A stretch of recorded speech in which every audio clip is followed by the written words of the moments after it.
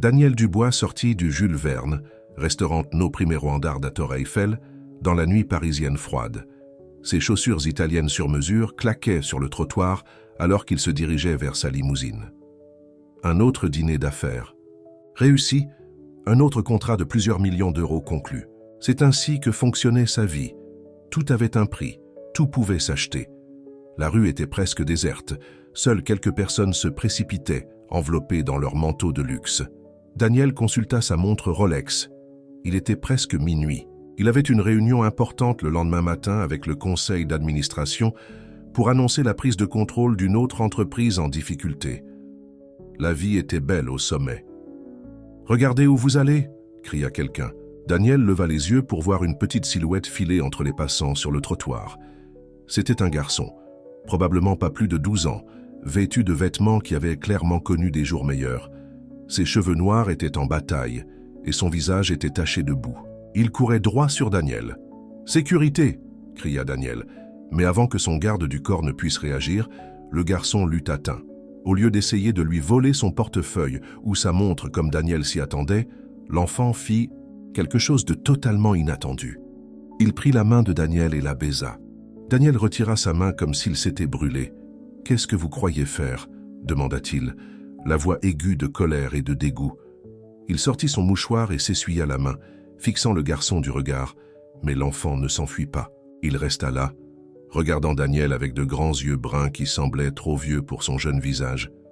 Il y avait quelque chose de familier dans ses yeux, quelque chose qui serra la poitrine de Daniel inconfortablement. « Je voulais juste savoir », dit doucement le garçon, sa voix à peine au-dessus d'un murmure. « Savoir quoi ?» lança Daniel, bien que quelque chose dans l'expression du garçon l'ait poussé à baisser la voix. « Ce que ça fait d'embrasser mon père. » Les mots frappèrent Daniel comme un coup physique. Le monde sembla basculer sur son axe alors qu'il fixait le garçon. « So, qu'est-ce que vous avez dit ?» réussit-il à articuler, la gorge soudainement sèche. Le garçon fouilla dans la poche de sa veste déchirée et sortit une photographie froissée. Ses petites mains tremblaient alors qu'il l'attendait à Daniel. « Ma mère a gardé cette photo. Elle a dit que vous étiez mon père. » Daniel prit la photo du bout des doigts tremblants. Au moment où il la vit, ses genoux faiblirent. L'image montrait une version plus jeune de lui-même, peut-être il y a 10 ans, debout à côté d'une femme qu'il avait essayé très fort d'oublier, Marie Dupont. Elle avait été serveuse dans un petit restaurant qu'il fréquentait avant de réussir. Ils étaient assortis ensemble pendant plusieurs mois jusqu'à ce que ses affaires commencent à décoller et qu'il décide qu'elle ne correspondait pas à son nouveau style de vie. Il se souvint de la dernière fois qu'il l'avait vue. Elle avait essayé de lui dire quelque chose d'important, mais il avait été trop occupé, trop concentré sur un gros marché qu'il était en train de conclure. Il lui avait dit que c'était fini, qu'il était temps de passer à autre chose. Il avait fait changer son numéro de téléphone par son assistante et s'était assuré qu'elle ne puisse plus le contacter. « Comment vous appelez-vous » demanda Daniel, la voix rauque d'émotion. « Liam » répondit le garçon. « Liam Dupont. »« Où est votre mère ?» Les yeux de Liam se remplirent de larmes. « Elle est morte l'année dernière, d'un cancer. Nous n'avions pas les moyens des traitements. » Les mots étaient comme de la glace dans les veines de Daniel. Marie était morte. Elle était morte pauvre et seule, tandis qu'il vivait dans le luxe à quelques kilomètres de là. Et leur fils, son fils, avait été laissé à lui-même dans la rue. « Monsieur Dubois » interrompit son garde du corps. « Devrais-je appeler la police ?» Daniel secoua la tête, incapable de détacher ses yeux de Liam. Le garçon était maigre, trop maigre, et malgré la saleté et les vêtements déchirés, Daniel pouvait voir les traits de Marie sur son visage. Mais ses yeux, c'étaient des yeux Dubois, les mêmes qui le regardèrent dans le miroir chaque matin. « Où avez-vous dormi ?» demanda Daniel, bien qu'il redoute la réponse. Liam haussa les épaules, essayant de paraître courageux malgré sa lèvre tremblante. « À différents endroits. Parfois au refuge de la rue du Faubourg Saint-Honoré, quand il y a de la place. Parfois... » Il s'interrompit, regardant ses baskets usées. Daniel sentit quelque chose se briser en lui. Toutes ces années, il s'était convaincu que s'éloigner de Marie avait été le bon choix pour sa carrière. Il avait bâti un empire valant des milliards, mais debout ici maintenant, regardant. Cet enfant courageux et brisé qui était son propre sang, aucune de ses richesses n'avait d'importance. « Comment m'avez-vous trouvé ?» demanda-t-il doucement. « Maman a gardé des articles de journaux vous concernant. expliqua Liam. Elle n'a jamais dit du mal de vous. Elle a juste dit que vous étiez très occupé à être important. Il déglutit difficilement. Après sa mort, j'ai commencé à vous chercher. Je surveille ce restaurant depuis des semaines, parce que les articles disaient que vous mangez souvent ici. Le chauffeur et le garde du corps de Daniel se tenaient maladroitement à proximité, faisant semblant de ne pas écouter la conversation. Les quelques passants leur lancèrent des regards curieux, mais se dépêchaient de passer à la manière parisienne typique. « Je suis désolé », dit soudainement Liam reculant. « Je n'aurais pas dû... Je voulais juste vous voir une fois. Maman a dit que je vous ressemble, et je voulais savoir si c'était vrai. » Il se retourna pour partir, ses petites épaules voûtées contre l'air froid de la nuit. « Attendez !» cria Daniel, la voix brisée. Il fit un pas en avant et tendit la main vers le garçon, son garçon. « Ne partez pas. » Liam s'arrêta mais ne se retourna pas. Daniel pouvait le voir trembler de froid ou d'émotion, il ne pouvait pas le dire. Probablement les deux. « Jacques, » dit Daniel à son chauffeur, « annulez mes rendez-vous de demain. » Il alla vers Liam et tourna doucement le garçon pour le faire face à lui. S'agenouillant pour être à sa hauteur, il regarda dans ses yeux bruns familiers. « Aimerais-tu rentrer à la maison avec moi? Nous avons beaucoup de choses à nous dire. » Les yeux de Liam s'écarquillèrent d'espoir et de peur. « Vraiment ?» Daniel hocha la tête, sentant les larmes brûler ses yeux pour la première fois depuis des années. « Vraiment. J'ai trop raté de choses. Je ne veux rien rater d'autre. » Alors qu'ils marchaient ensemble vers la limousine, Daniel garda sa main sur l'épaule de Liam, craignant que le garçon ne disparaisse s'il le lâchait. Son esprit était déjà en train de courir avec toutes les choses qu'il fallait faire.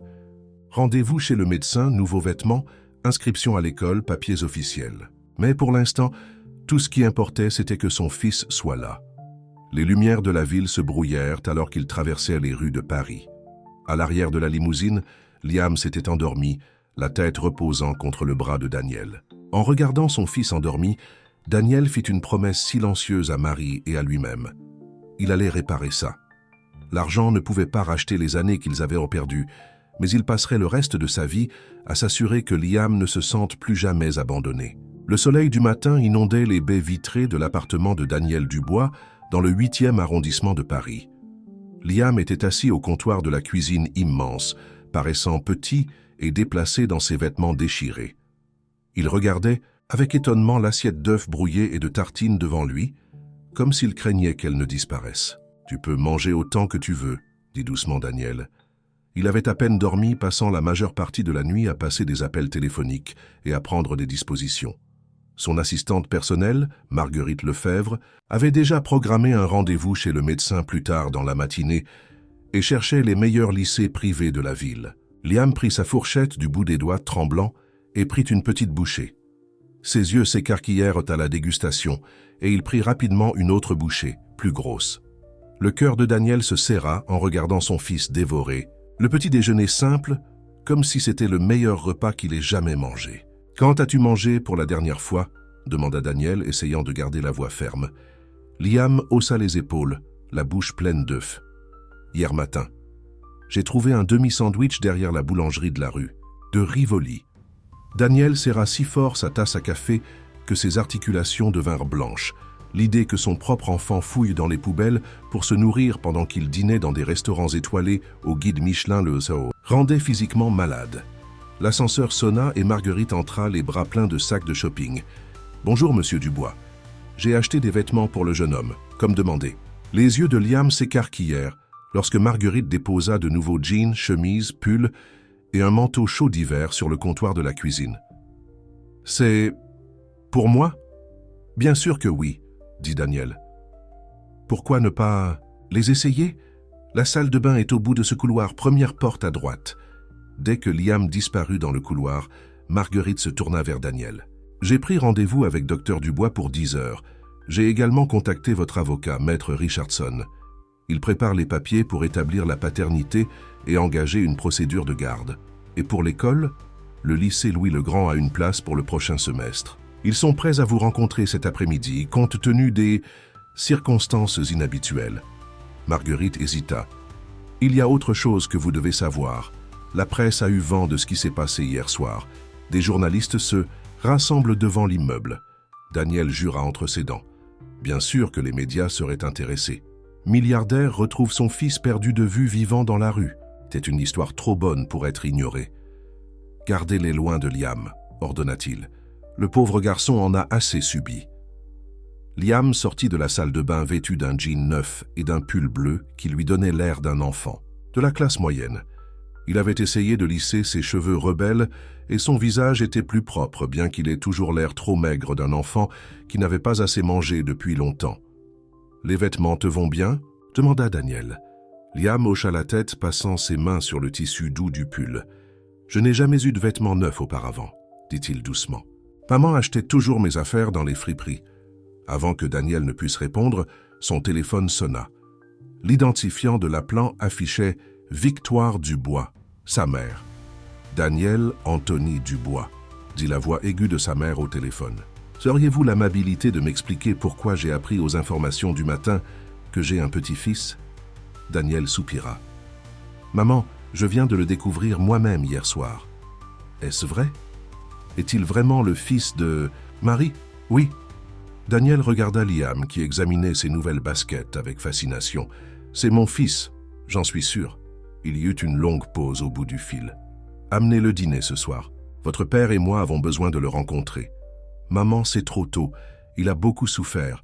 Il est un Dubois, » l'interrompit Victoire. « S'il doit faire partie de cette famille, nous devons commencer à faire les choses correctement. Dîner, 19 heures. Ne soyez pas en retard. » La communication fut coupée avant que Daniel ne puisse protester. Il regarda Marguerite impuissant. « J'adapterai votre emploi du temps, » dit-elle efficacement. « La réunion de l'école peut être reportée à demain. » La visite chez le médecin révéla ce que Daniel craignait. Liam était sous-poids et avait plusieurs problèmes de santé mineurs dus à sa vie dans la rue.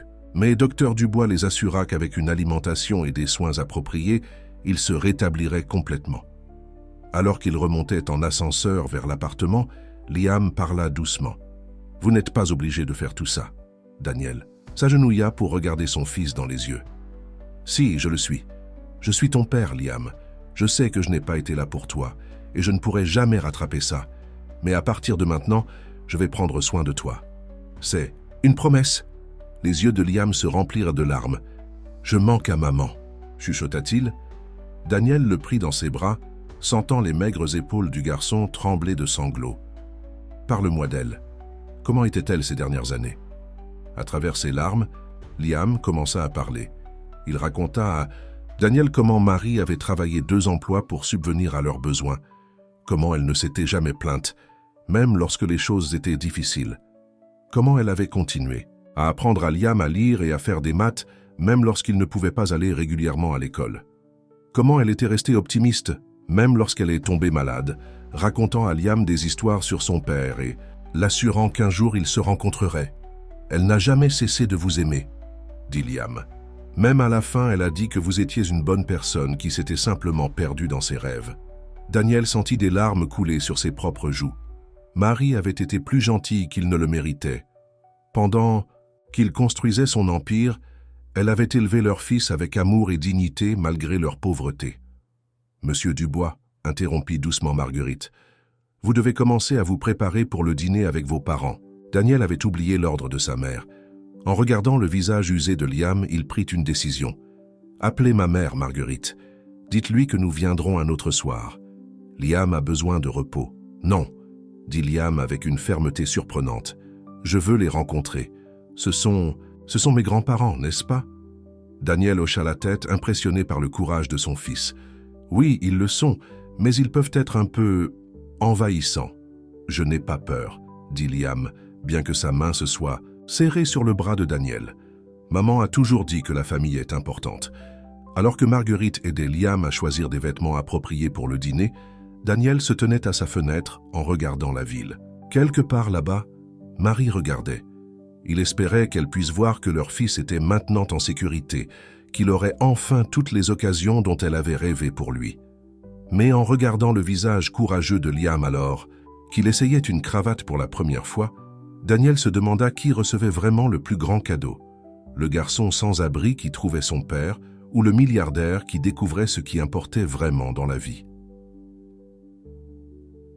Le château de Fontainebleau se dressait comme une forteresse à la périphérie de la ville, ses grilles en fer et ses pelouses impeccables, criant l'ancien argent et le pouvoir. Alors que la voiture de Daniel s'engageait dans l'allée circulaire, il sentit Liam se tendre à côté de lui. « C'est là que vous avez grandi ?» demanda Liam, les yeux grands ouverts, en regardant l'énorme maison. « Oui », répondit Daniel, redressant une dernière fois la cravate de Liam, mais ça n'a jamais vraiment été une maison. L'immense porte d'entrée s'ouvrit avant qu'il ne puisse sonner. Victoire Dubois se tenait là, élégante comme toujours dans une robe de créateur, ses cheveux argentés parfaitement coiffés. Ses yeux perçants se sont immédiatement fixés sur Liam, l'étudiant avec la même intensité qu'elle utilisait pour évaluer les acquisitions commerciales potentielles. « Eh bien, dit-elle après un long moment, il n'y a aucun doute qu'il est un Dubois. Il a le menton de votre père et vos yeux. »« Bonjour, maman, » dit Daniel, posant une main protectrice sur l'épaule de Liam. « Voici Liam. » Les lèvres, parfaitement maquillées de Victoire, se courbèrent en ce qui aurait pu être un sourire. « Entrez, vous deux. Votre père vous attend dans le salon. » Ils la suivirent à travers le hall d'entrée en marbre, dans une pièce plus grande que tout l'appartement que Liam avait partagé avec sa mère. Robert Dubois était assis dans son fauteuil en cuir comme un roi sur son trône, un verre de whisky écossais à la main.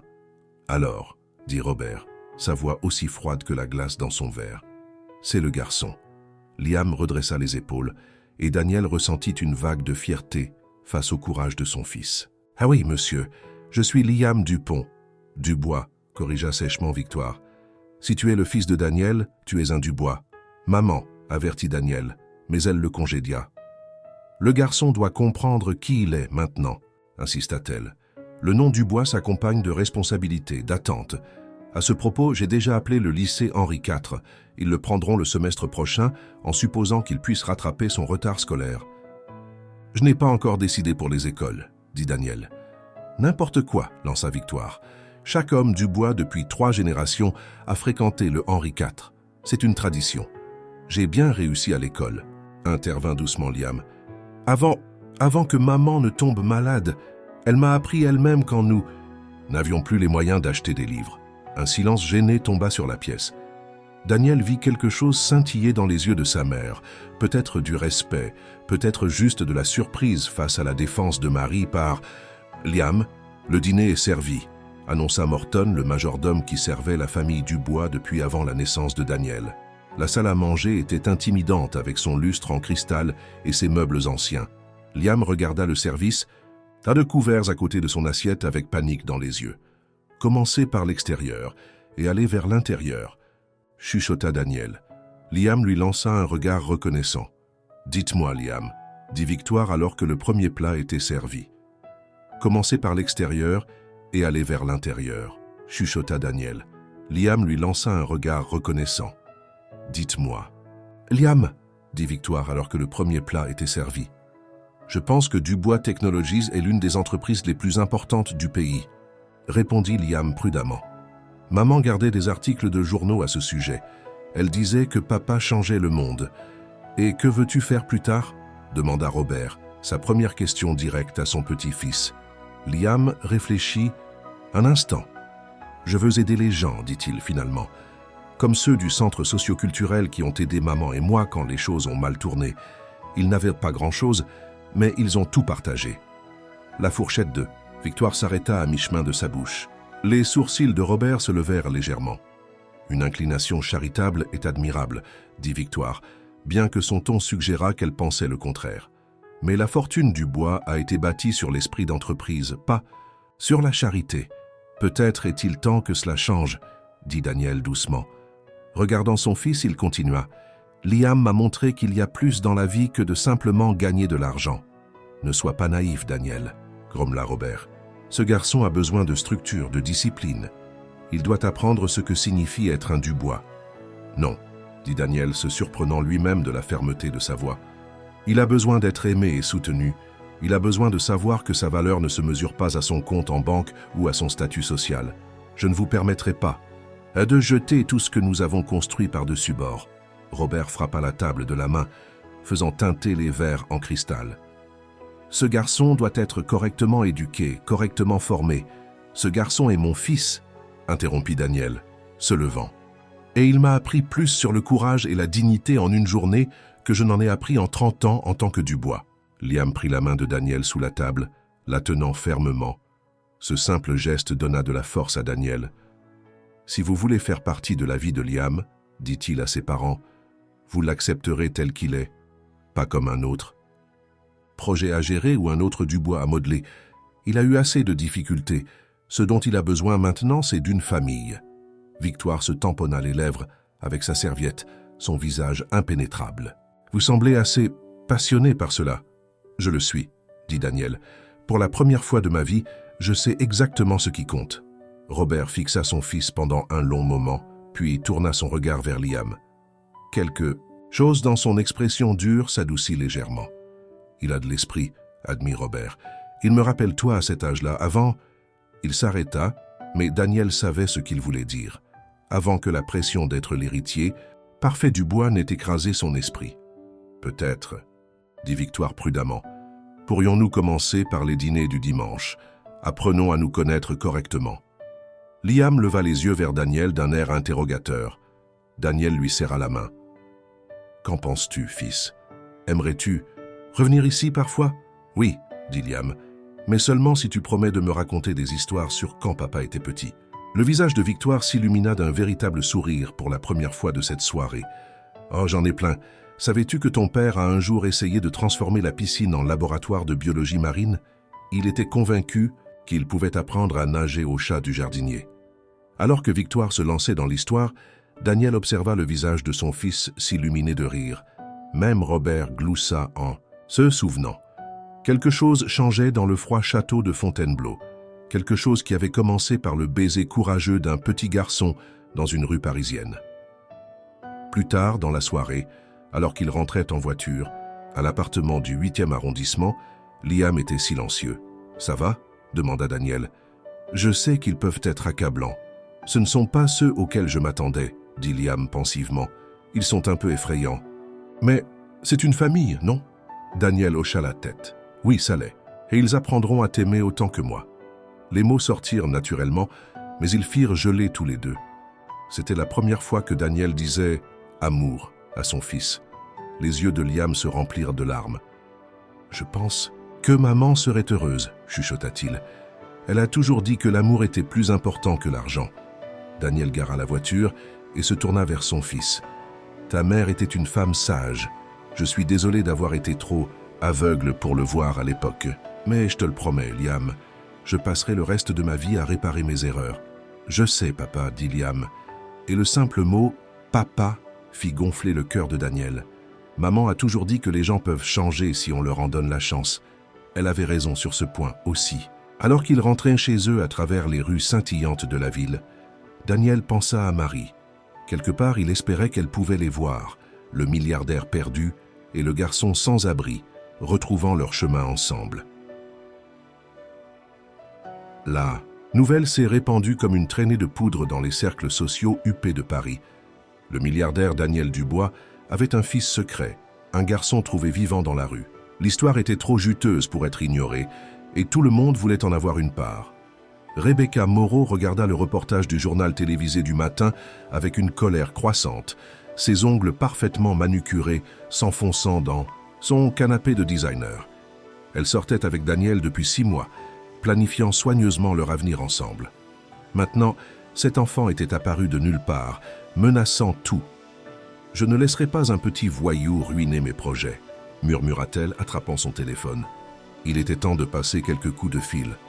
Pendant ce temps, dans l'appartement de Daniel, Liam suivait sa première leçon avec sa nouvelle tutrice privée, Mademoiselle Bernard. Daniel l'avait engagée pour aider Liam à rattraper le travail scolaire qu'il avait manqué. « Vous avez un talent naturel pour les mathématiques, » dit Mademoiselle Bernard, souriant au travail rapide de Liam sur les problèmes qu'elle lui avait donnés.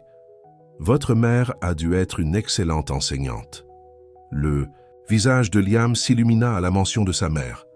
Elle inventait des histoires pour m'aider à me souvenir des tables de multiplication. Elle disait que les nombres étaient comme de la magie. Ils pouvaient ouvrir des portes si on les comprenait. Daniel, observant de l'embrasure de la porte de son bureau à domicile, ressentit le mélange familier de fierté et de regret qui était devenu son compagnon constant. Fierté de l'intelligence et de la résilience de son fils, regret pour toutes les années qu'il avait manquées. Son téléphone vibra avec un message de Marguerite. « Rebecca Moreau est en bas. Elle insiste pour vous voir. » Daniel fronça les sourcils. Il n'avait pas parlé à Rebecca depuis qu'il avait trouvé Liam.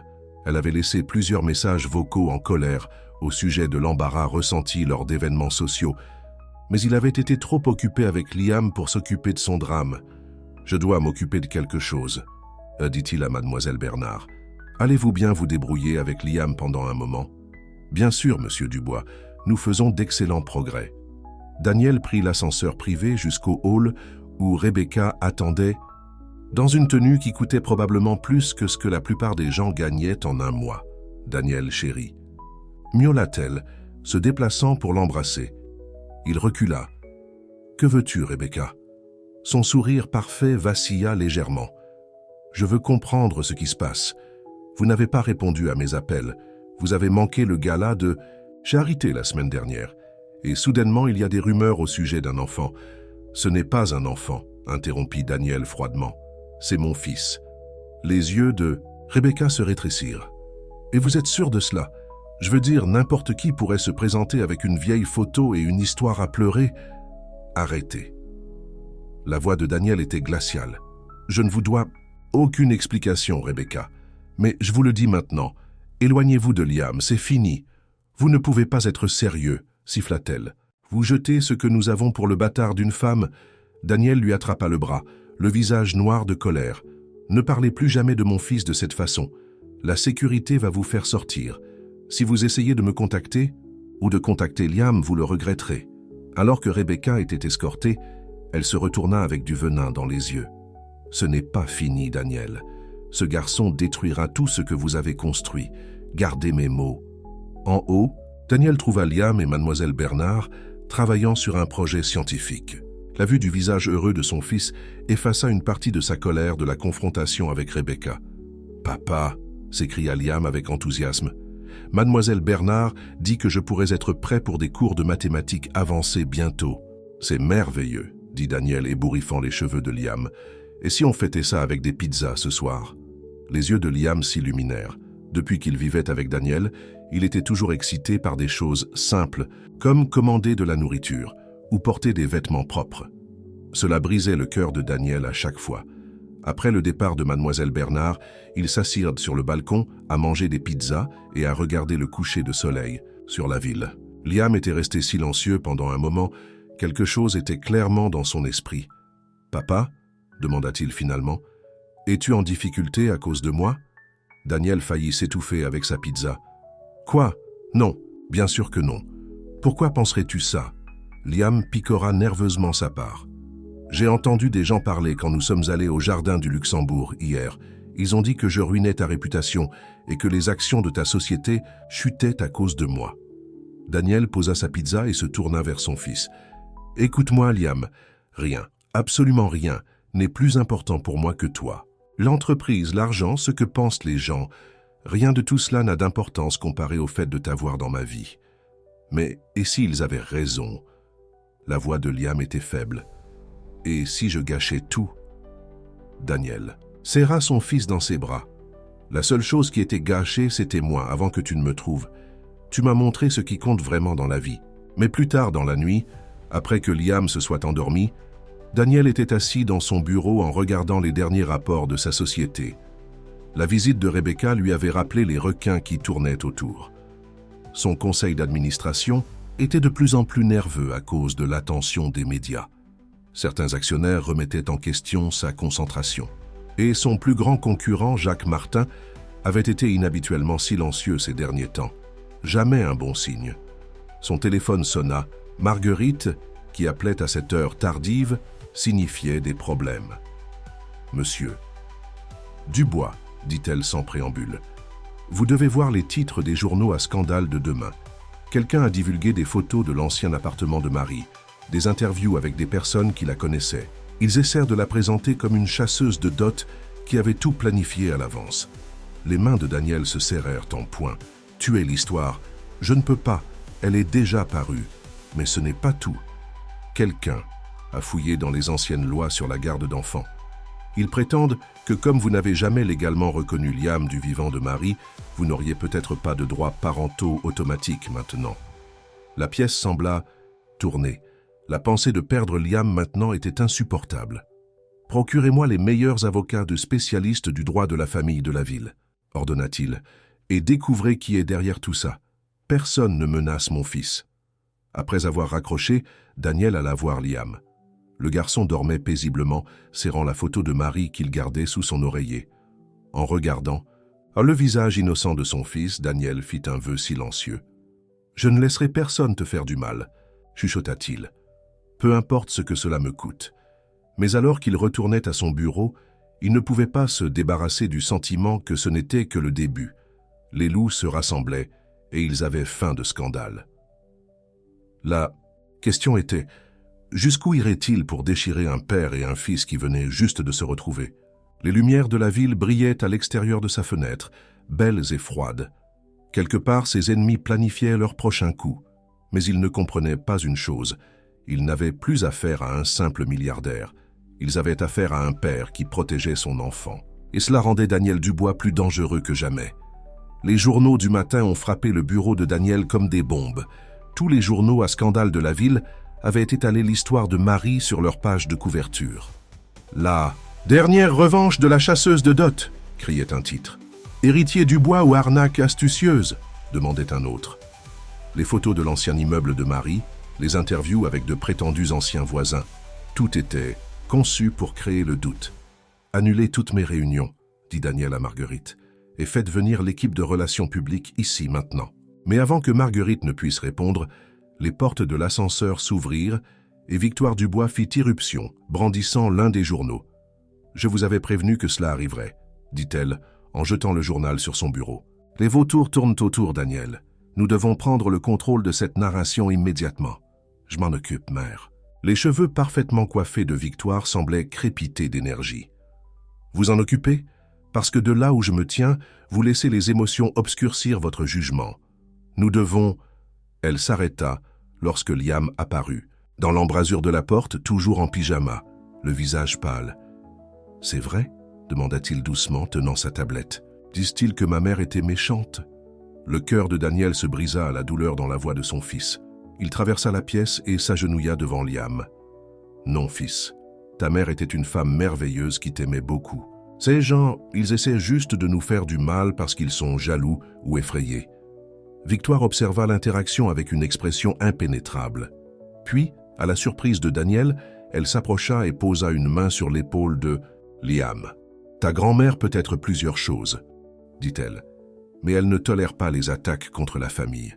Ces vautours veulent une histoire, nous allons leur en donner une qu'ils n'oublieront pas. » 2 heures plus tard, la machine de relations publiques de la famille Dubois était en pleine action. Victoire avait fait appel à toutes les faveurs, à toutes les relations qu'elle avait nouées au cours de décennies passées dans la haute société parisienne. À midi, des histoires positives sur Marie commençaient à apparaître en ligne. Des interviews avec ses anciens collègues au restaurant, louant son éthique de travail et sa gentillesse. Des histoires sur la façon dont elle avait aidé d'autres mères célibataires, partageant ce qu'elle avait de peu. Mais la plus grande surprise vint de Robert Dubois. Le vieil homme entra dans le bureau de Daniel sans prévenir, portant un dossier épais. « J'ai demandé à nos enquêteurs de faire des recherches, dit-il brutalement. J'ai trouvé quelque chose d'intéressant à propos de votre amie Rebecca Moreau. Il semble qu'elle travaille avec Jacques Martin, en lui fournissant des informations sur notre entreprise depuis des mois. » Le sang de Daniel glaça. Jacques Martin était son plus grand concurrent, toujours à la recherche de moyens de prendre le contrôle de Dubois Technologies.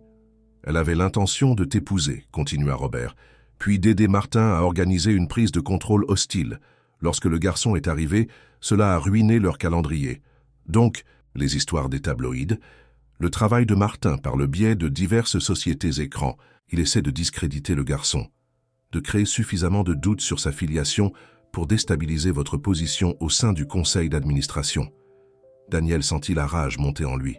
« Je vais le détruire. »« Nous » corrigea Schauber. « Nous allons le détruire.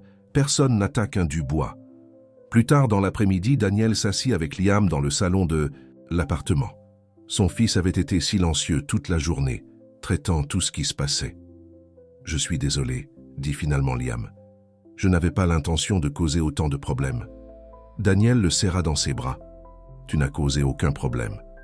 Les problèmes viennent des mauvaises personnes qui se soucient plus de l'argent que de ce qui est juste, comme les gens qui n'ont pas aidé maman lorsqu'elle était malade. » La simple question a frappé Daniel comme un coup de poing dans l'estomac. « Oui, admit-il, comme eux, comme j'étais avant. » Liam leva les yeux vers lui. « Mais tu es différent maintenant. Grâce à toi et à ta mère, vous m'avez tous les deux appris ce qui compte vraiment. » Daniel prit une profonde inspiration. « C'est pourquoi j'ai pris une décision. Demain, j'annonce la création de la Fondation Marie Dupont. » Les yeux de Liam s'écarquillèrent. « Qu'est-ce que c'est ? » « Une œuvre de charité au nom de ta mère. Elle aidera les parents célibataires et leurs enfants qui luttent contre les factures médicales ou le logement. Personne ne devrait avoir à traverser ce que toi et ta mère avez traversé. » Des larmes rempliront les yeux de Liam. « Maman aimerait ça, » chuchota-t-il. L'ascenseur sonna et Marguerite entra précipitamment, son calme habituel ébranlé. « Monsieur Dubois, il y a un problème. Quelqu'un essaie d'accéder aux documents d'adoption de Liam au palais de justice. Ils prétendent qu'un autre homme pourrait être indiqué comme père sur son acte de naissance. » Daniel sentit son cœur s'arrêter. « C'est impossible. Marie me l'aurait dit. »« C'est Martin, » dit une voix dans l'embrasure de la porte. Victoire se tenait là, le visage crispé de colère. « Il a engagé quelqu'un pour falsifier des documents. Mes sources au palais de justice l'ont confirmé. Peut-il faire ça ?» demanda Liam, la voix tremblante. « Non, » dit Daniel fermement. « Parce que demain matin, nous irons à l'hôpital américain de Paris pour un test ADN. Une fois que nous aurons la preuve que je suis ton père, personne ne pourra le remettre en question. Les résultats prendront des jours, » fit remarquer Marguerite. « Alors nous traverserons la tempête jusqu'à ce qu'ils arrivent, » déclara Victoire. La famille Dubois a affronté pire. Cette nuit-là, incapable de dormir, Daniel trouva Liam assis dans la cuisine, regardant la photo de sa mère. « À quoi penses-tu » demanda Daniel, s'asseyant à côté de lui. « Maman disait que la vérité finit toujours par gagner, » dit Liam. « Elle disait que les mensonges sont comme des nuages. Ils ont l'air grands et effrayants, mais ils ne peuvent pas durer éternellement. » Daniel sourit, étonné une fois de plus par la sagesse de Marie. « Ta mère avait raison. Ces gens qui nous attaquent, ils ne comprennent pas quelque chose de très important. » « Quoi donc ? Que vous retrouvez n'était pas seulement une question d'ADN ou de documents légaux. Il s'agissait de retrouver la part de moi-même que j'avais perdue lorsque j'avais laissé votre mère s'éloigner. La part qui savait aimer plus que l'argent. » Liam s'adossa à son père. « Je n'ai plus peur, dit-il doucement, parce que maintenant, nous nous avons l'un l'autre. » Dehors, la ville bourdonnait de son énergie nocturne habituelle. Quelque part dans un bureau luxueux, Jacques Martin tramait probablement son prochain coup. Rebecca Moreau planifiait peut-être d'autres vengeances. Les journaux à scandale continueraient à essayer de déterrer des choses compromettantes. Mais dans la cuisine tranquille de l'appartement du 8e arrondissement de Paris, un père et un fils avaient trouvé quelque chose de plus fort que tout, l'argent et le pouvoir de Paris. Ils avaient retrouvé la vérité dans leur cœur. Et comme l'avait dit Marie, la vérité finit toujours par gagner. La salle d'attente de l'hôpital américain de Paris était silencieuse, à l'exception du doux tic-tac de l'horloge murale. Daniel était assis avec Liam, tous deux nerveux à propos du test ADN qu'ils venèrent de passer. Victoire Dubois faisait les 100 pas, le cliquetis de ses talons de créateur résonnant sur le carrelage. « Grand-mère » demanda Liam doucement. « Avez-vous déjà rencontré ma mère » Victoire s'arrêta. Quelque chose brilla sur son visage, du regret peut-être. « Une fois, » admit-elle. « Elle est venue à la maison il y a des années. Elle essayait de joindre votre père. » Daniel leva la tête brusquement. « Quoi ? Quand ? » ?»« Environ un mois après que vous ayez changé votre numéro. Elle était enceinte. » La voix de Victoire s'éteignit. « Je l'ai renvoyée.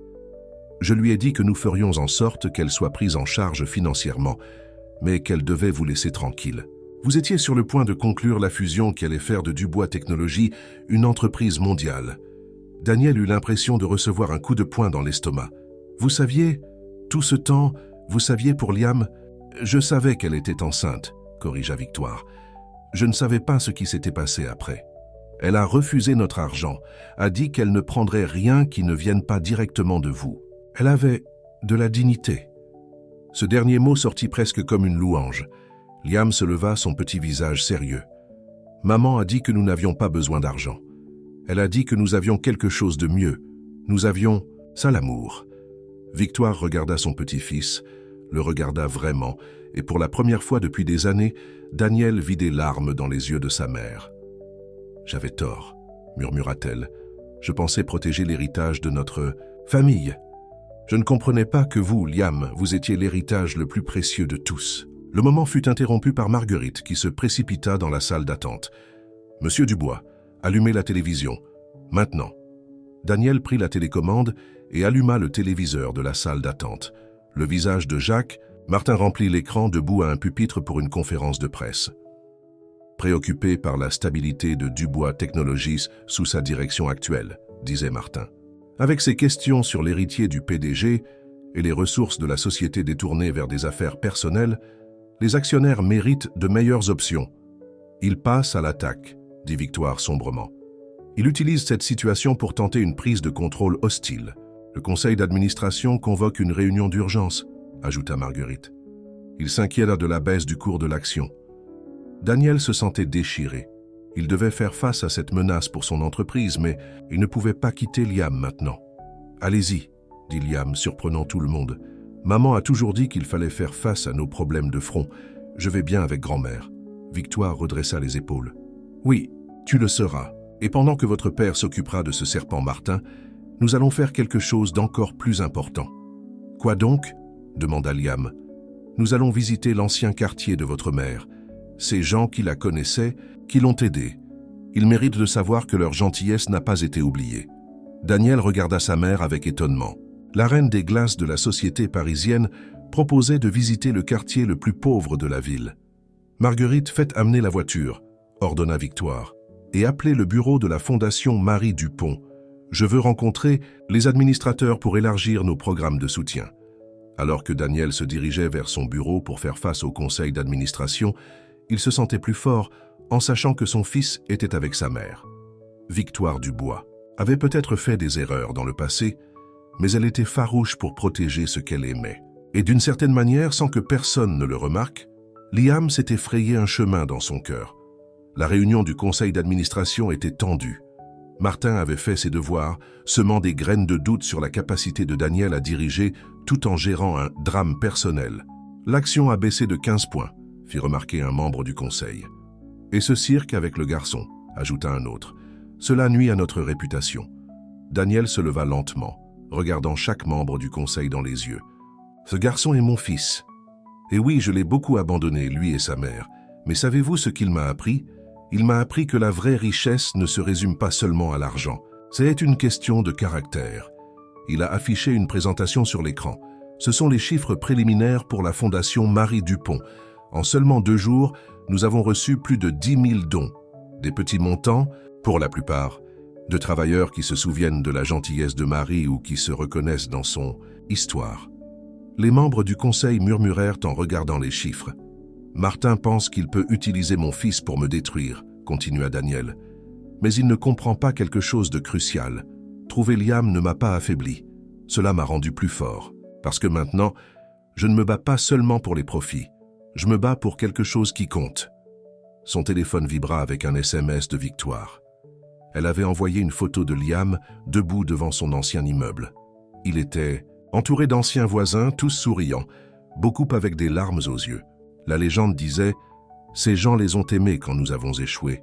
Nous leur devons une dette qui ne pourra jamais être remboursée, mais nous pouvons essayer. » Daniel montra la photo au conseil.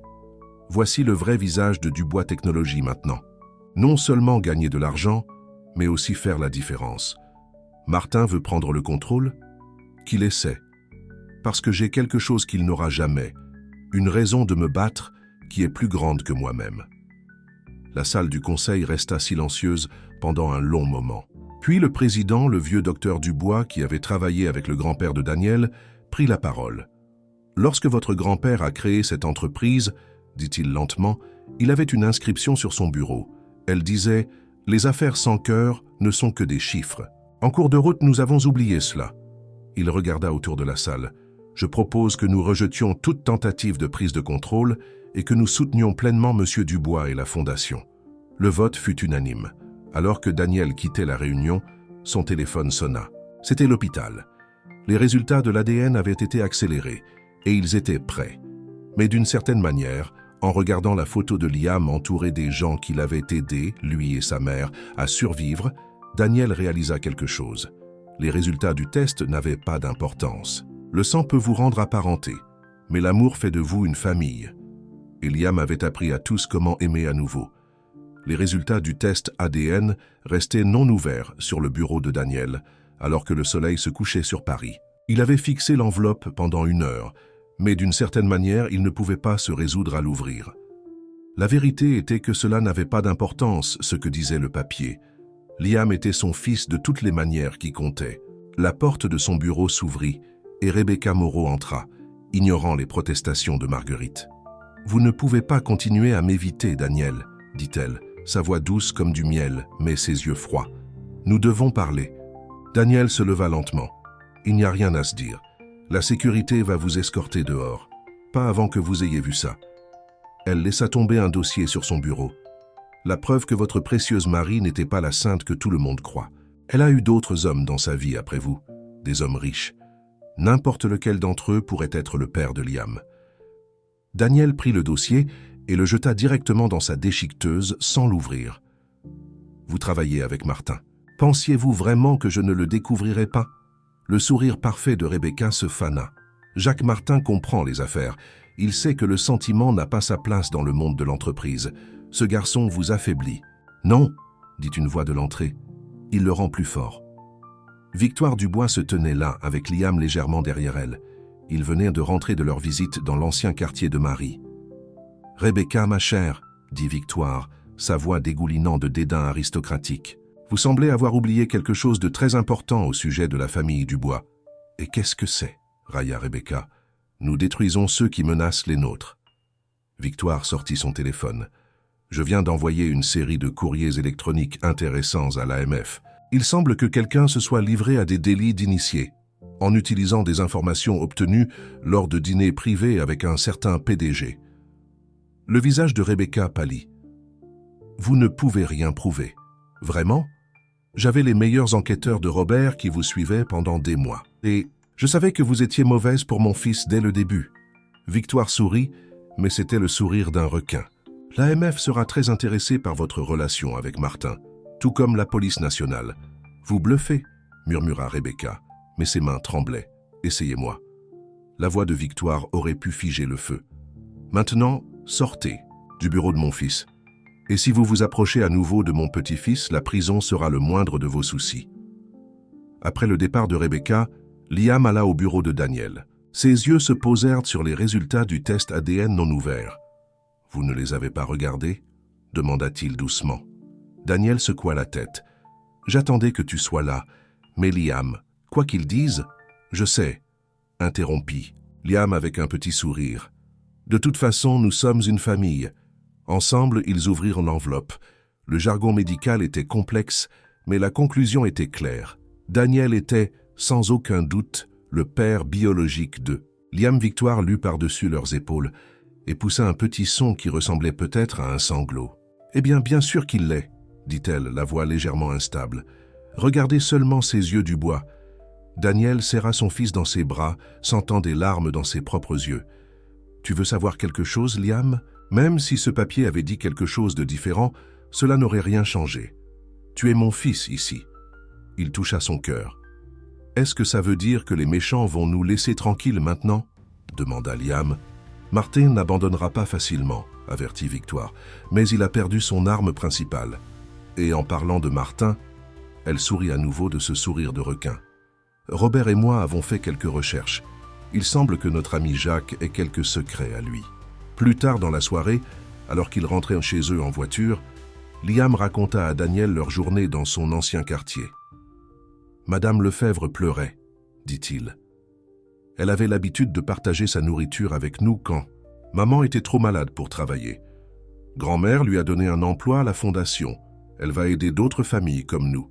Votre grand-mère est pleine de surprises ces derniers temps, » médita Daniel.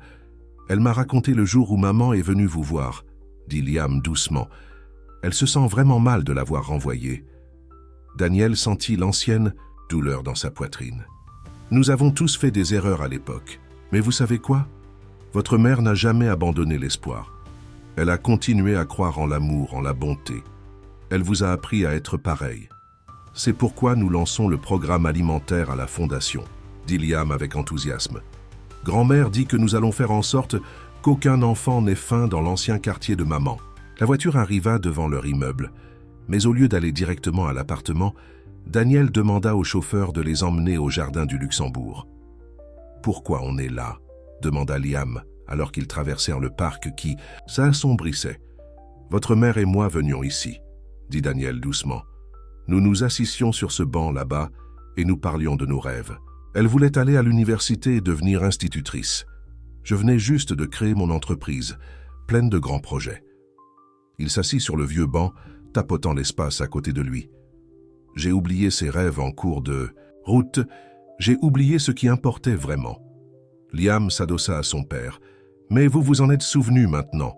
Grâce à toi. » Daniel sortit une vieille photo qu'il avait trouvée dans son bureau, lui et Marie sur ce même banc, jeunes et amoureux. Demain, j'annonce quelques changements chez Dubois Technologies.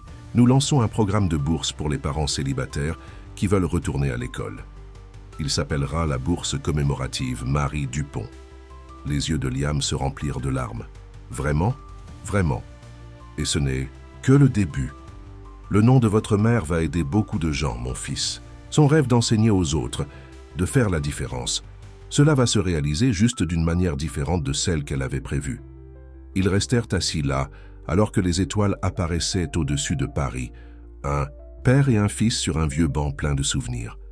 Quelque part, pensa Daniel, Marie regardait. Et peut-être, juste peut-être, souriait-elle. « Papa ?» dit Liam somnolent, alors qu'il retournait à la voiture. « Je crois que maman savait que cela allait arriver. Que veux-tu dire? Elle disait toujours que Dieu travaille de manière mystérieuse. Peut-être qu'il savait que tu avais besoin de moi pour te rappeler comment t'aimer, et peut-être que j'avais besoin de toi pour aider à réaliser les rêves de maman. » Daniel regarda son fils, ce garçon sage et aimant qui avait survécu à tant d'épreuves, sans perdre sa capacité au pardon et à l'espoir. « Tu sais quoi, Liam? Je crois que tu as peut-être raison. » Alors qu'il rentrait chez eux à travers les rues scintillantes de la ville, Daniel réfléchissait à combien sa vie avait changé depuis cette nuit où un petit garçon courageux avait embrassé sa main. Argent, pouvoir, statut, rien de tout cela n'avait d'importance par rapport au miracle de retrouver son fils, de redécouvrir son cœur. La guerre contre Martin n'était pas terminée. Il y aurait d'autres batailles à mener, mais Daniel n'avait plus peur. Il avait quelque chose pour lequel il valait la peine de se battre maintenant, quelque chose de plus précieux que toute la richesse du monde. Il avait son fils, il avait sa famille, et il avait une chance de réparer les choses, d'honorer la mémoire de Marie en devenant l'homme qu'elle avait toujours cru qu'il pouvait être. Le premier événement officiel de la Fondation Marie Dupont a eu lieu au centre socio-culturel, où Marie avait autrefois fait du bénévolat. Le vieux bâtiment avait été rénové, ses murs usés étaient maintenant brillants de peinture fraîche, ses installations désuètes remplacées par du matériel moderne. Mais l'esprit du lieu, la chaleur et la communauté que Marie avait aimée, est resté inchangé. Daniel se tenait au pupitre, regardant la salle comble. Au premier rang était assis Liam, flanqué de ses grands-parents. Victoire Dubois avait troqué sa tenue de créateur habituelle pour une simple robe bleue, la couleur préférée de Marie, Liam le lui avait dit. Robert Dubois souriait même en regardant les enfants du quartier jouer avec les nouveaux jouets que la Fondation avait fournis. « Beaucoup d'entre vous connaissaient Marie Dupont », a commencé Daniel, la voix épaisse d'émotion. « Vous la connaissiez comme une amie, une voisine, une mère qui donnerait son dernier sou pour aider quelqu'un dans le besoin. Je la connaissais aussi autrefois, mais j'ai oublié ce qu'elle m'avait appris sur l'amour et la bonté. Je l'ai oublié jusqu'à ce que notre fils me ramène. » Dans le public, Madame Lefebvre essuyait des larmes. Elle dirigeait maintenant le programme alimentaire de la Fondation, s'assurant qu'aucune famille du quartier ne souffre de la faim. « Ça, aujourd'hui, nous n'ouvrons pas seulement un centre socio-culturel, » a poursuivi Daniel. « Nous perpétuons l'héritage d'amour et d'espoir de Marie. Chaque enfant qui viendra ici aura accès à du soutien scolaire, à des repas sains et à des soins médicaux. Chaque parent qui a du mal à joindre les deux bouts trouvera du soutien et des possibilités de formation et d'emploi. Soudain, la porte du fond de la salle s'ouvrit en grand. Jacques Martin entra, suivi d'une équipe d'avocats et de journalistes. « Comme c'est touchant », railla-t-il. Le grand Daniel Dubois qui joue au Père Noël avec l'argent de ses actionnaires. Victoire commença à se lever, la fureur dans les yeux, mais Liam la devança. Le garçon marcha calmement jusqu'au pupitre et prit la main de son père. « Ma mère disait que les gens en colère sont généralement juste tristes au fond, » dit Liam, sa voix claire résonnant dans la salle. « Étiez-vous triste comme ça, monsieur Martin? C'est pour ça que vous essayez de blesser les gens. » Le visage de Martin rougit. « Écoute, gamin. » « Non, c'est vous qui devez écouter. » Robert Dubois se leva, sa présence imposante, réduisant au silence la salle. « Mes enquêteurs ont trouvé quelque chose d'intéressant dans votre passé, Martin. Une femme nommée Grace Bernard. Ça vous dit quelque chose ?» Le visage de Martin pâlit. « Ça ne vous regarde pas. C'était votre petite amie au lycée, » continua Robert implacablement. « Elle est tombée enceinte. Vous l'avez abandonnée, tout comme vous avez abandonné chaque personne qui vous a fait confiance. La différence, c'est que nous l'avons retrouvé et votre fils. » « Mon quoi ?» Martin recula en trébuchant. Victoire ajouta la voix froide. « Un bonhomme, malgré l'absence de père. Grace l'a bien élevé, en travaillant à 2 emplois comme mari. Nous lui avons proposé un poste à la fondation. Il commence lundi. » Martin regarda autour de lui avec agitation, ne voyant aucune sympathie sur aucun visage. Les journalistes qui l'avaient amené griffonnaient frénétiquement. Mais ce n'était pas l'histoire qu'il voulait qu'ils écrivent. « Vous m'avez tendu un piège, » accusa-t-il Daniel. « Non, Jacques, vous vous êtes vous-même tendu un piège, en choisissant la cupidité plutôt que l'humanité, en pensant que l'argent était plus important que les gens. » Daniel serra la main de Liam. « Mon fils m'a appris ce qu'est la vraie richesse. Elle ne se trouve pas sur les comptes bancaires ou dans les cours boursiers. Elle est dans les cœurs que nous touchons, les vies que nous changeons. » Madame Lefebvre se leva. « Marie partageait son déjeuner avec mes enfants quand je n'avais pas les moyens de les nourrir, » dit-elle. Elle n'a jamais rien demandé en retour. C'est le genre de personne qu'elle était. Un par un, les gens dans l'assistance se levèrent, partageant des histoires sur la gentillesse de Marie, sa force, sa foi inébranlable en la bonté. Martin observa son visage se froissant, tandis qu'il réalisait à quel point il avait complètement perdu. « Votre fils, » dit-il finalement doucement. « Où est-il ? » « Juste ici, » dit un jeune homme, s'avançant de l'arrière de la salle. Il avait les yeux de Martin, mais le doux sourire de Grace. « Bonjour papa, je suis Thomas. » Martin le regarda, voyant 25 ans de chance perdue. « Je ne savais pas. »« C'est la différence entre vous et Daniel Dubois, » dit Thomas. « Quand il a découvert son fils, il a changé toute sa vie pour réparer les choses. Il n'est jamais trop tard pour changer, papa. C'est ce que représente cet endroit. » Les appareils photos des journalistes flashèrent alors que Jacques Martin, le redoutable magnate des affaires, fondait en larmes. Ses avocats partirent discrètement. L'histoire qu'ils allaient écrire ne portait pas sur une prise de contrôle d'entreprise, mais sur la rédemption, sur les deuxièmes chances, sur le pouvoir de l'amour de changer même le cœur le plus dur.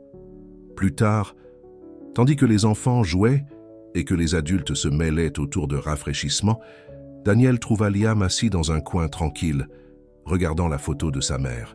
« Ça va, mon fils ?» Liam hocha la tête. « Maman serait heureuse, pas seulement à propos de la fondation, mais aussi à propos de Monsieur Martin.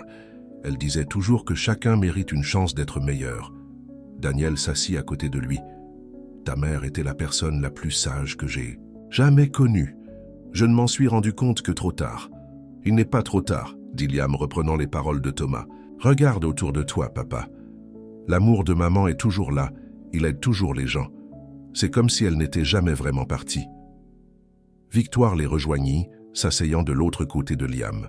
« Je suis allé sur sa tombe ce matin, » avoua-t-elle doucement. « Je me suis excusé de l'avoir envoyée ce jour-là, mais tu sais quoi? Je crois qu'elle m'a pardonné il y a longtemps. Elle t'a élevé pour être indulgent, pour voir le bien chez les gens, même chez les vieilles grand-mères au cœur froid. » Liam la serra dans ses bras. « Tu n'as pas le cœur froid. Tu as juste oublié pendant un moment, comme papa. Mais tu t'en es souvenu. Par la fenêtre, Il pouvait voir Robert Dubois pousser une petite fille sur la nouvelle balançoire de l'aire de jeu, son expression habituellement sévère remplacée par une joie véritable. Thomas Martin parlait à son père dans un coin tranquille, des années de douleur et de perte cédant progressivement à l'espoir. « Tu sais ce qu'il y a de mieux ?» t'a demanda Liam, regardant autour du centre socio-culturel transformé. « Quoi, mon fils ? Maintenant, les autres enfants n'auront pas à avoir faim ou peur comme moi. Les autres mamans n'auront pas à travailler aussi dur que ma maman. Nous réalisons son rêve, aider les gens, leur apprendre à s'aimer les uns les autres. » Daniel serra son fils contre lui, s'émerveillant de la sagesse de son jeune cœur. Le test ADN avait prouvé ce qu'il savait déjà, que Liam était son fils biologique. Mais en le regardant maintenant, en voyant sa capacité au pardon et à l'amour, Daniel savait que Liam était vraiment l'enfant de Marie, et peut-être était-ce le plus grand cadeau de tous. 6 mois s'étaient écoulés depuis l'ouverture du centre socio-culturel. Les changements de saison avaient apporté plus qu'une simple transformation du temps. Ils avaient apporté la guérison au cœur blessé et l'espoir aux endroits où le désespoir avait autrefois vécu. Daniel était assis dans son bureau chez Dubois Technologies, examinant les derniers rapports de la Fondation Marie Dupont. Les chiffres étaient impressionnants. Plus d'1 millier de familles aidées, des centaines d'enfants dans des programmes parascolaires, des dizaines de parents célibataires inscrits à des cours universitaires. Mais ce sont les histoires derrière les chiffres qui comptaient vraiment. Son interphone sonna. « Monsieur Dubois, Jacques Martin est là pour vous voir. » Daniel leva les yeux, surpris. Depuis la confrontation au centre socio-culturel, Martin avait démissionné de son poste de PDG de son entreprise, se concentrant plutôt sur la reconstruction de sa relation avec son fils Thomas. « Faites-le entrer. » Martin avait l'air différent, plus humble en quelque sorte. Le costume coûteux avait disparu, remplacé par des vêtements d'affaires décontractés. Le sourire arrogant avait disparu de son visage. « Daniel, » dit-il doucement, « j'ai besoin de votre aide. » « Quel genre d'aide ?» Martin s'assit lourdement. « Thomas et moi, nous créons notre propre fondation pour les enfants abandonnés et leurs mères. Nous voulons faire ce que vous faites, mais dans d'autres villes. Mais nous ne savons pas comment commencer. » Daniel se reposa en arrière, étudiant l'homme qui avait autrefois été son ennemi acharné. « Pourquoi venir me voir ? Parce que vous comprenez quelque chose que je suis en train d'apprendre. Le succès ne consiste pas seulement à gagner de l'argent, il s'agit de faire une différence. » Les yeux de Martin se remplirent de larmes. Thomas m'a parlé de son enfance, de la difficulté pour sa mère, comme ça l'a été pour Marie et Liam. Je ne peux pas changer le passé, mais je peux peut-être aider à changer l'avenir. Avant que Daniel ne puisse répondre, Liam entra dans le bureau, excité par quelque chose. Il s'arrêta net en voyant Martin. « Bonjour, monsieur Martin, » dit-il poliment. « Comment va Thomas ?» Le visage de Martin s'adoucit. « Il va bien, Liam.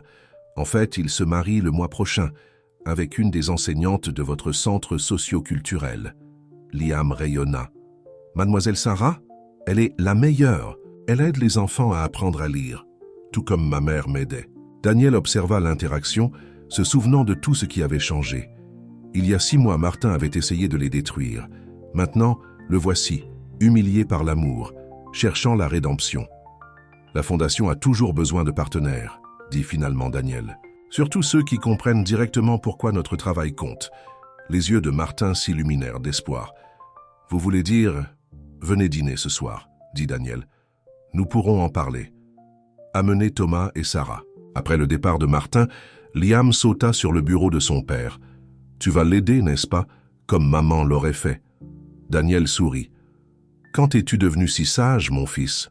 Maman disait toujours que la sagesse vient du cœur, pas de la tête. » Liam sortit une feuille légèrement froissée de son sac à dos.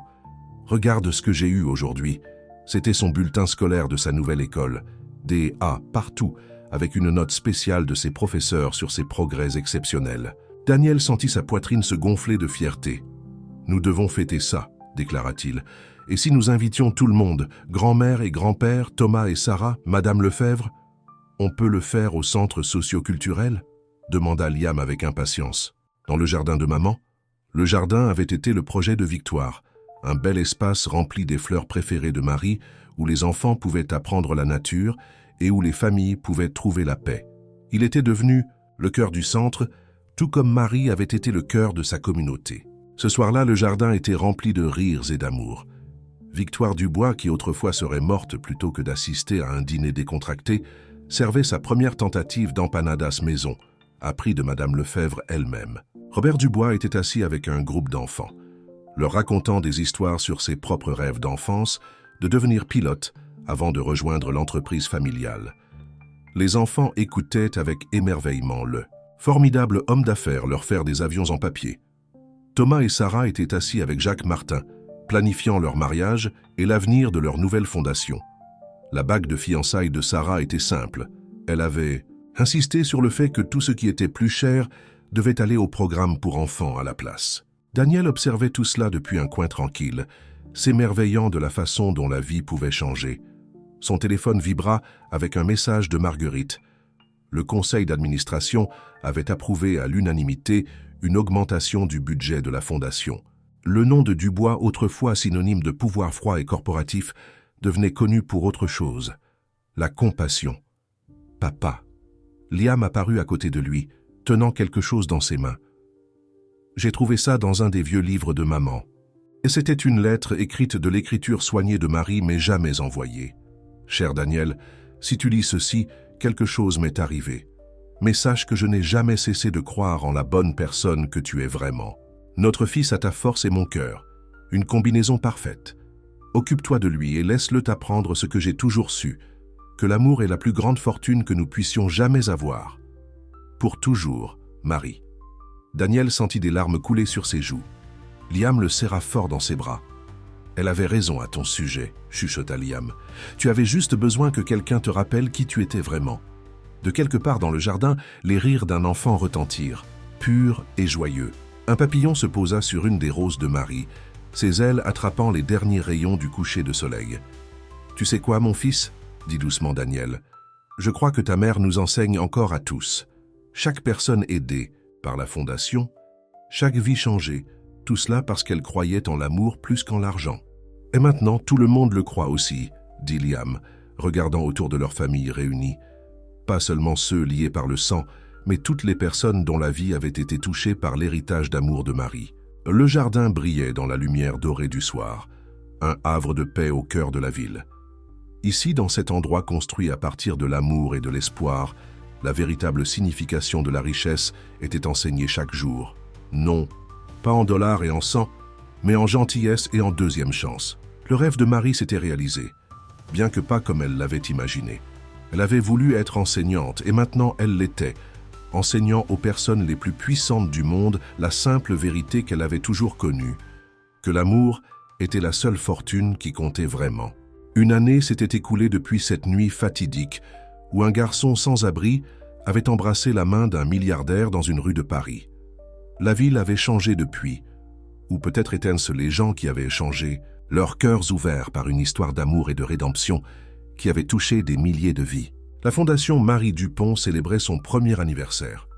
Le jardin du centre socio-culturel était rempli de roses en pleine floraison, et des centaines de personnes s'étaient réunies pour marquer l'occasion.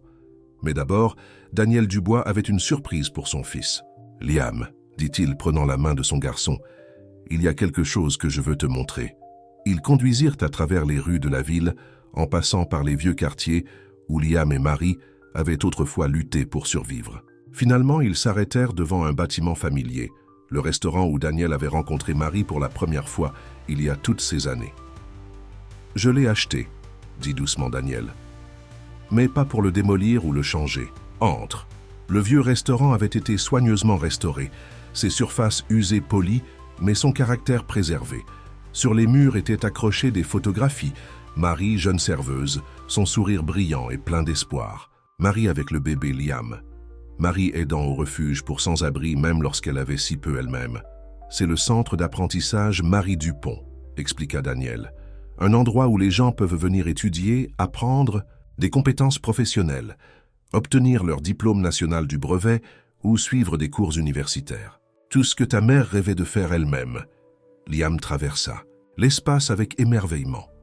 L'ancien comptoir où sa mère servait autrefois du café était maintenant un poste informatique. Les cabines où les travailleurs fatigués avaient mangé des repas bon marché étaient maintenant des espaces d'études. Mais l'esprit de l'endroit, la chaleur et l'espoir que Marie y avait apporté restaient. « Il y a plus » dit Daniel, conduisant Liam dans un coin spécial. Là, à une place d'honneur, était accroché l'ancien uniforme de serveuse de Marie, soigneusement conservé dans une vitrine. À côté se trouvait une plaque qui disait « À la mémoire de Marie Dupont, qui servait plus que du café ici. Elle servait l'espoir, l'amour et la dignité à tous ceux qui la connaissaient. Son rêve vit dans chaque vie touchée par son héritage. » Liam toucha délicatement la vitre, des larmes coulant sur ses joues. « Elle aurait adoré ça, papa. Oui, elle aurait adoré. » Daniel s'agenouilla à côté de son fils. « Tu sais, lorsque tu m'as trouvé cette nuit-là, je pensais avoir tout. L'argent, le pouvoir, le succès. Mais j'étais vide à l'intérieur. Ta mère savait que la richesse ne signifiait rien sans amour. Elle te l'a appris et tu me l'as appris. » Ils retournèrent au centre socioculturel où la célébration de l'anniversaire allait commencer. L'endroit était bondé de gens dont la vie avait été changée par l'héritage de Marie. Victoire Dubois, élégante comme toujours, mais avec une nouvelle douceur dans les yeux, enseignait à un groupe de jeunes filles les bonnes manières à table, tout en apprenant l'espagnol de leur part en retour. Robert Dubois était devenu un bénévole régulier, lisant des histoires aux enfants et partageant des leçons d'affaires avec les aspirants entrepreneurs. Jacques Martin et son fils Thomas avaient lancé des programmes similaires dans d'autres villes, créant un réseau d'espoir qui se répandait dans tout le pays. Thomas et Sarah attendaient leur premier enfant. Ils prévoyaient de la nommer Marie-Grâce, en l'honneur des histoires de rédemption de leurs deux familles. Madame Lefebvre dirigeait le programme le plus réussi de la Fondation, apprendre aux mères célibataires à créer leurs propres petites entreprises. Marie disait toujours que chacun avait un don à partager, disait-elle à tous ceux qui voulaient l'écouter. Nous les aidons simplement à le trouver. Alors que Daniel montait sur l'estrade pour s'adresser à la foule, il regarda les visages devant lui, riches et pauvres, puissants et humbles, tous réunis par l'amour d'une femme qui n'avait jamais abandonné l'espoir. « Il y a un an, commença-t-il, j'étais un homme qui pensait avoir tout. Puis un petit garçon courageux m'a appris ce que signifie la vraie richesse. » Il sourit à Liam, qui était assis entre ses grands-parents. Ce garçon m'a ramené au souvenir d'une femme qui savait que l'amour était la plus grande fortune que nous puissions jamais avoir. Il dévoila une nouvelle enseigne au-dessus de l'entrée du centre, le Centre d'Espoir Marie Dupont, où chaque cœur trouve sa maison. Mon fils m'a récemment demandé si je pensais que sa mère serait fière de ce que nous avons construit, continua Daniel. La vérité est que Marie était déjà fière du fils qu'elle a élevé pour être compatissant, fière de la communauté qui les a soutenus, fière de l'amour qui a survécu même dans les moments les plus difficiles. Liam se leva et alla rejoindre son père sur l'estrade. Ensemble, ils regardèrent leur famille élargie, pas seulement le clan Dubois, mais toutes les personnes dont la vie avait été tissée ensemble par l'héritage d'amour de Marie. « Tu sais ce que maman dirait à propos de tout ça ?» demanda Liam, sa voix claire et forte. « Quoi, mon fils ? Elle dirait que des miracles arrivent tous les jours. Nous devons juste avoir le courage d'y croire. » Comme, en réponse à ces paroles, une douce brise balaya le jardin emportant le parfum des roses. Quelqu'un commença à chanter la chanson préférée de Marie, et d'autres se joignirent à lui. Bientôt, l'air fut rempli de musique et de rire. Dans le coin tranquille du jardin, Daniel et Liam se tenaient ensemble près de la plaque commémorative qui portait la photo de Marie. « Elle me manque, » dit doucement Liam. « À moi aussi, » répondit Daniel. « Mais tu sais quoi? Elle n'est pas vraiment partie. Elle vit dans chaque personne que nous aidons, chaque vie que nous changeons. Elle vit en toi, Liam, dans ton cœur qui lui ressemble tant. Et elle vit aussi en moi maintenant, parce que tu m'as aidé à me rappeler comment aimer. » Le soleil se couchait sur Paris, peignant le ciel de couleurs aussi belles que les rêves de Marie. Dans la tombée de la nuit, le centre socioculturel brillait comme un phare d'espoir, ses lumières promettant un abri à tous ceux qui en avaient besoin. Il y a un an, un garçon sans abri avait embrassé la main d'un milliardaire, espérant trouver son père. Au lieu de cela, il avait lancé une révolution d'amour qui se répandait encore, touchant des vies et guérissant des cœurs, prouvant que la plus grande richesse ne se trouvait pas dans les coffres de banque ou les portefeuilles boursiers, mais dans le simple courage d'aimer sans condition, d'espérer sans limite et de croire au pouvoir des deuxièmes chances. Alors que père et fils marchaient main dans la main dans le jardin inspiré par Marie, ils savaient que certaines fortunes ne pouvaient pas être mesurées en dollars et en sang. Le vrai trésor était l'héritage d'amour qui perdurerait, touchant la vie après la vie. Génération après génération, aussi infini et beau que les roses qui fleurissaient dans le jardin de Marie. Fin.